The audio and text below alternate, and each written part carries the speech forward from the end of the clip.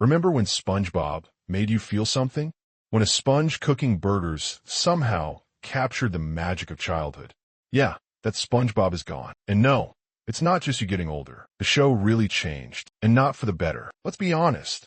Modern SpongeBob feels like a parody of itself. The soul of the show has been drained and replaced with a mess of slapstick, screaming, and fast cuts. It's not clever. It's not funny. It's just loud. And worst of all, it's a reminder that even the best shows can be milked dry when the heart gets replaced by a brand strategy. Old SpongeBob was innocent, not stupid. He had a naive optimism that made him lovable. Modern SpongeBob? He's just annoying. Patrick went from goofy best friend to full-blown idiot. Squidward became a punching bag. Even Mr. Krabs lost his charm. He's just greedy now, with none of the nuance. Remember the simple, hand-drawn animation?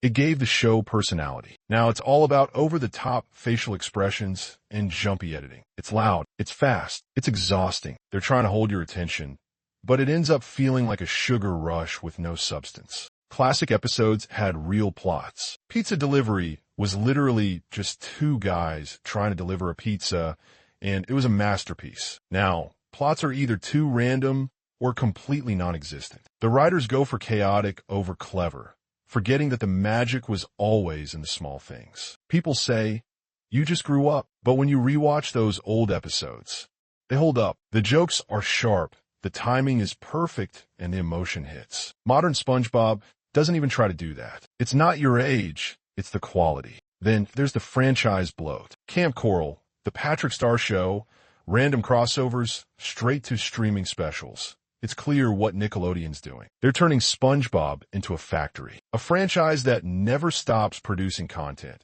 even if none of it has purpose. Steven Hillenburg himself was against spin-offs. He believed in keeping SpongeBob special. But after his death, the floodgates opened, and now we have spin-offs no one asked for, centered on characters that don't work outside the original dynamic. They aren't made to tell stories. They're made to sell merch, boost subscriptions, and squeeze the IP dry. What's wild is that the people running SpongeBob know what made it work. They could go back to the slower pace, the clever writing, the character-driven humor. But they don't, because it's easier to pump out chaotic content than it is to recapture the magic. Modern SpongeBob doesn't respect the intelligence of its audience. It's made under the assumption that kids today don't care about story, just noise, color, and memes. But that's wrong. Kids haven't changed. What they connect to hasn't changed. What's changed is the effort. SpongeBob was once a show that made kids laugh and adults think. It had charm, heart, and just the right amount of weird. Now, it's a cartoon trying to go viral, and in that process, it lost what made it great. But hey, maybe you feel differently. Maybe you like the new episodes. Or maybe you've got your own theory about when it all went downhill. Either way, I want to hear it. Drop your thoughts in the comments. When did SpongeBob stop being SpongeBob for you? Was it a certain episode? A season?